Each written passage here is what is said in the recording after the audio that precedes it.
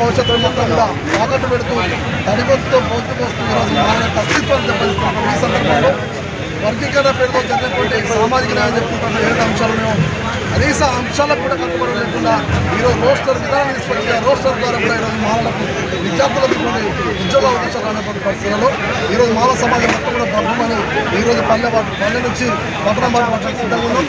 కాబట్టి ఈరోజు రోడ్ల మీదకి వస్తున్న మానవులుగా ఈరోజు దాడో పేరు తెలుసుకుంటానికి సిద్ధంగా ఉందని చెప్పి సర్వోదయం.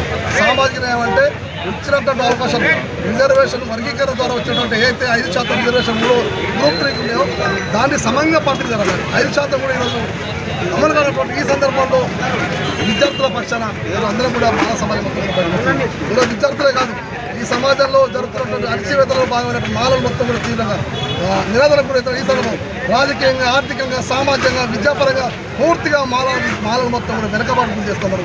ఒక్కొక్కటిగా ఈరోజు మానవులని అభివృద్ధి నుంచి దూరం చేస్తున్నటువంటి ఈ సందర్భంలో ఇప్పుడు విద్యార్థుల వంతు వచ్చింది. కాబట్టి మిత్రులారా ఈ యొక్క ప్రభుత్వం తక్షణమే ఈ GO-99 ఏదైతుందో రోస్టర్ విధానాన్ని రద్దు చేయాలి.